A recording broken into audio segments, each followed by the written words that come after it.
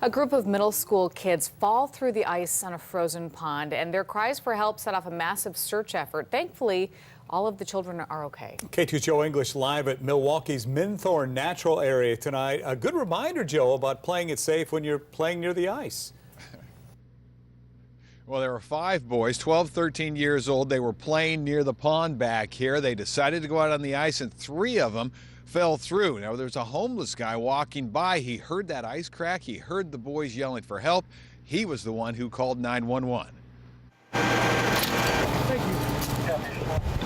When they saw all this commotion, Noah Bettineski's buddies wanted to go see what it was all about. I didn't go with them. My first thought was that it was dangerous and you shouldn't be walking on ice. They thought it was awesome that there were lights ablazing, and so I'm like, no, that's not it. You don't understand. It's a big deal.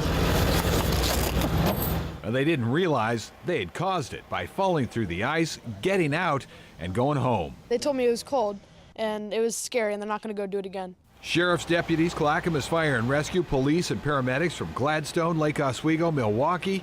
They searched the shore. They searched with an infrared camera from the ladder truck. Divers got ready to go in the water, freezing cold and 3 to 6 feet deep. You never trust the ice.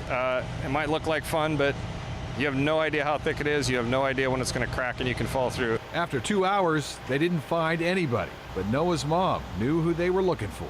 One would try to help the other, and the ice would break more, and so then the other, they were just kind of daisy chained out there until 3 of them were in the water.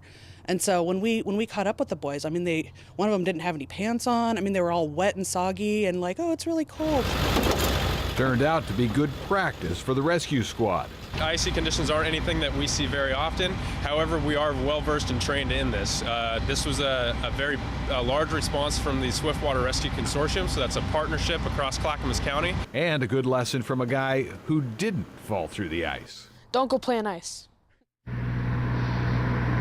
Yeah, pretty simple, really, isn't it? Now, the rescue crews told us even the water that's moving is just about 32 degrees, so drowning, of course, was a danger, but the biggest concern out here, if those boys were in the water for more than 5 or 10 minutes, would be hypothermia. Sets in pretty darn fast. In Milwaukee, Joe English, KATUnews. Very fortunate in a very dangerous situation. Joe, thank you. Yeah, they really were lucky. The morning